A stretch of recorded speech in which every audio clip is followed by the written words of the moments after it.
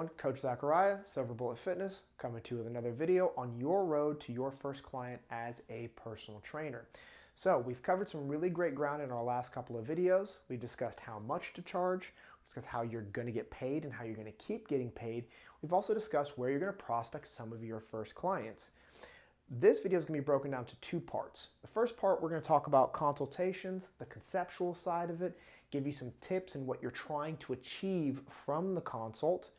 And then the next video is going to be a start to finish consultation demonstration so that you know what that can look like in a successful environment.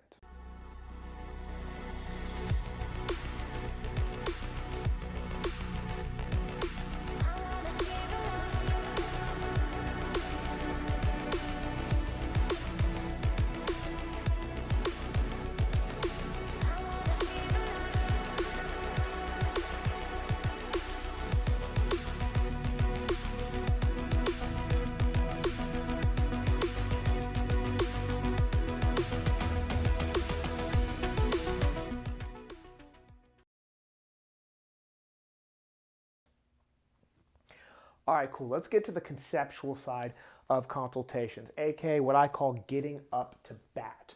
All right, so we can't hit any home runs, we can't get any runs unless we're actually able to take a few swings. And so it's important to understand that the consultation is going to be a bread and butter for you. It's going to be every opportunity you get to knock one out of the park and get a client. So in the consultation, you've got a few things that you're trying to accomplish. All right, and I would say that the first thing you want to do is build rapport. And think about it. Depending on how you've got this prospect, they may not even know what you look like. They may not know what you sound like. They may not know how you think or what your cadence is. And if you understand that the reputation out there for personal trainers or just the fear that people have about training in general, you can understand that there's a possibility that they think you might be some big meathead who's, I'm gonna push you and all these different things. Or even not, you might just be an intense person who's not a big meathead, but you're a cardio guy. You run 15 miles a day and all these different things. And if they don't know that about you, it's hard for them to trust that you're going to have their best interests in mind. So your first goal is to be building rapport, and you don't want to rush this, even if it's a 30-minute consultation, which is the general average time you want to do a consultation. 20 minutes of talking and work, about 10 minutes of sales process, okay? But you want to build rapport. All right, you want to go a little bit beyond just trying to dig for pain, which is a good selling tactic, but you want to be less transactional in your conversation and more transformative. So I can give you an example of that. If a person comes to me and they say, oh, I work 5 days a week and I work 10 hours a day and I feel like there's absolutely no time for me to train. And my response is, well, if you hire me, then I can make sure that you get this amount of time in to train no matter what. That's transactional, right? Transformative would be, wow, five days a week working that many hours? I mean, how do you fit time in for anything? I mean, let alone fitness.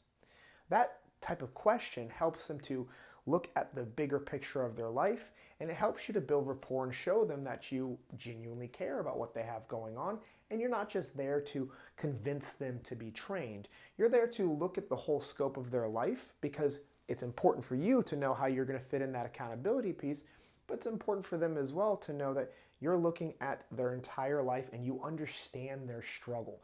And a lot of times when people are trying to get into fitness and they're trying to get healthy, they're often just looking for someone to understand their struggle and then provide them the guidance afterwards. So you want to focus a good amount of time on building rapport and really letting your personality shine.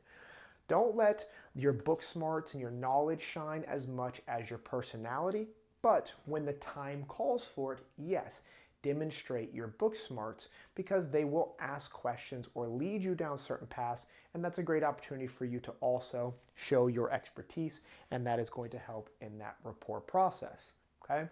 So just keep that in mind. It's not just about you and them in training, it's also about the rest of their life, because if they're not successful in the rest of their life, they're going to have a hard time being successful in the gym, and it's your job to show them that you think about them more than just as a dollar sign.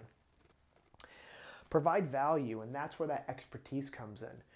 So oftentimes they're probing you for answers to things, and they may be probing them in this way that makes you think that they're taking from you and they're not actually going to buy from you.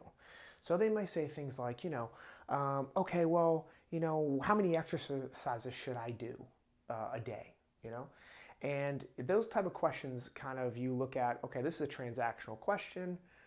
If I give them the answer, is that the way they're going to, is that the way they're going to operate afterwards, right? And oftentimes it's hard to give a straight answer because it depends on the body, depends on the person. So I often like to say, well, the books tell us that you should probably do X amount of, sets per body part with X amount of reps. But it's important to understand that you may not be at that level right now due to recovery, due to lack of experience, and so on. So you're providing them an answer to their question. You're providing them value by showing them not only your knowledge, but that there isn't a cut and dry process to getting healthy, especially in a lot of their cases. So you want to try, like I said, to provide value through that knowledge and all that work that you have done to learn the proper way of training people. But you want to be able to provide them that value through your knowledge. You want to be able to provide that value through your rapport building skills as well. Remember, these people are planning on being with you for a large amount of time, okay? And so before you even get to price, it's about value. In some ways that I do that as a tip is I explain to them what my process is. And we're going to get into that in the framing and setting expectations. But I explain to them what my process is. And that is part of providing value. So go to the next one, framing and setting expectations. So I frame it for them. So I show them, I say, hey, this is the journey in which our plans to go down. I say, I like to program in reverse. So right now you are, based on their words, you are feeling like you're 20 pounds overweight, you have a lack of endurance, you'd like to be able to run a mile, and so on and so forth. And so I say, okay, so here's the journey then. We're going to spend the first 30 days working on recovery, working on a little cardiovascular, and just building the behaviors and the habits. Next 60 days, we're going to work on this, and by the time we get to the end of it, you'll be doing so on and so forth. And so showing them and framing to them how we will conceptualize their training helps them to see that we're thinking long-term and not just day by day, and that provides a ton of value. Now, in the consultation itself, you also want to set expectations for them. If you have a person who comes to you and they're 200 plus pounds, say 300 pounds, and they tell you, oh, I want to lose 100 pounds in a month, okay? It's important to set their expectations effectively from the jump. I truly would love to help you lose that 100 pounds in a month. That is going to do an immense amount of damage to your body if it's even possible. Let's talk about a realistic goal and real expectation. Let's look to lose 5 pounds this month or 10 pounds this month and trust that process. They're not going to like the way that sounds, but they're going to enjoy in the back that you are putting their best interest in mind and you're not setting themselves up and letting them set themselves up for failure. Beyond that, in the consult, you want to set an expectation for the consultation. So this usually takes place on a gym floor, or it might take place in a studio, and while you're doing the consultation, you will typically be working out. And so what I like to do is I like to set an expectation for them in my consult. I say, okay, so glad you came in today. Mrs. Smith, so glad you came in today. I'm so unbelievably excited that you're taking your health seriously and you are here to work. That is awesome.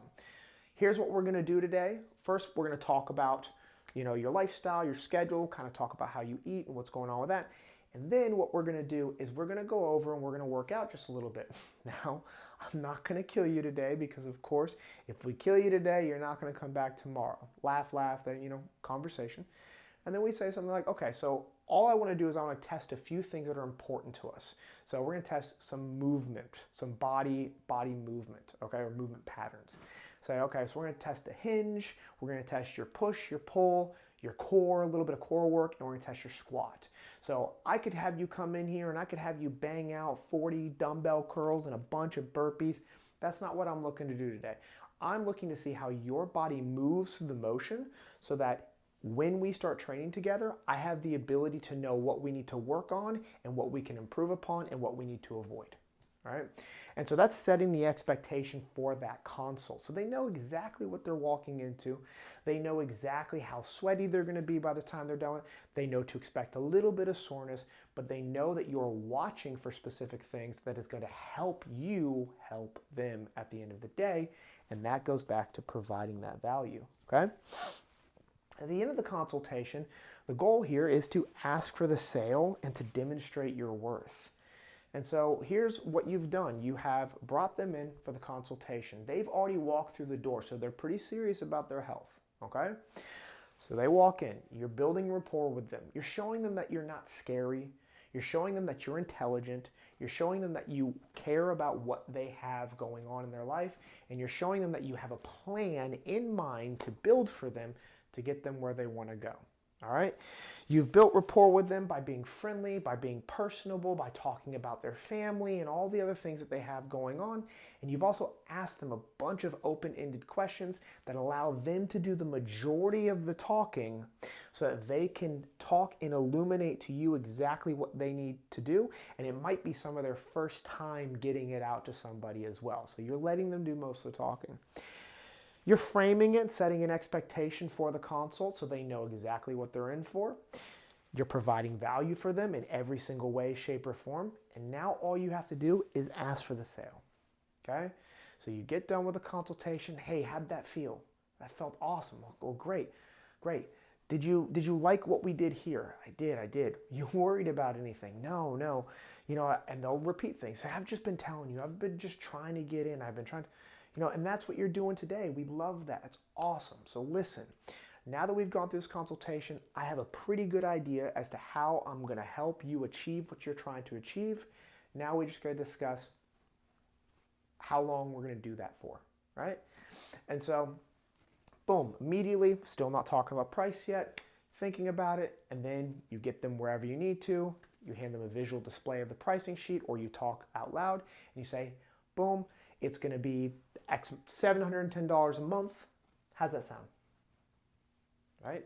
And you wait. You ask for that sale and you wait. And by asking for the sale and by showing them the cost and by staying firm on the cost, as firm as you can, you're also demonstrating your worth. You're showing them that other people are willing to pay you for that amount and that you are worth that amount beyond all the other stuff that you did.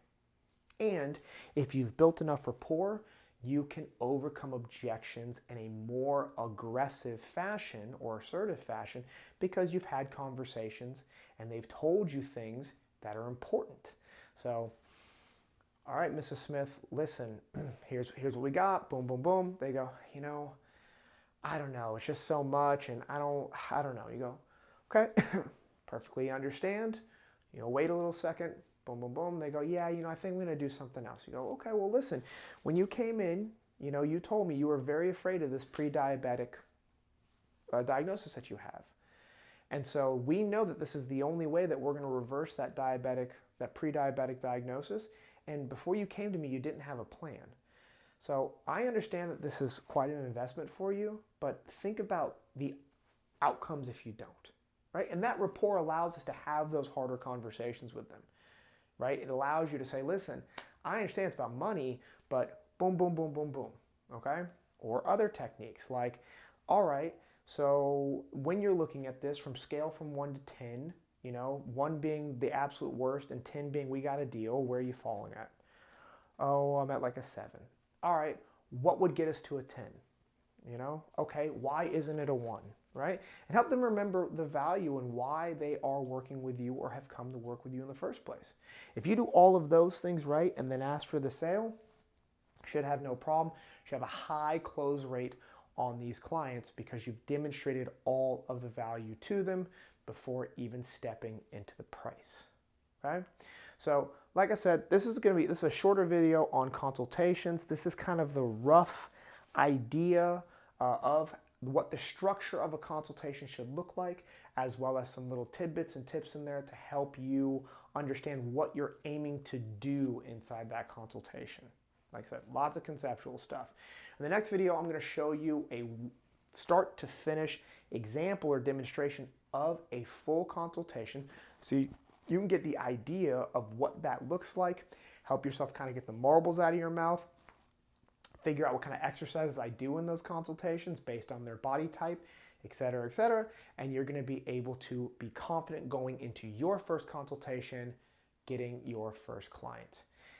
If you liked the video, of course, like, comment, subscribe, all that normal stuff. Head over to the website, silverbulletfitness.me. We've got some trainer resources over there, like our digital programming sheet and our caliper body fat measurement tracker. We've got that over there for you. And if you have any questions for me, just leave a comment below and I will make a video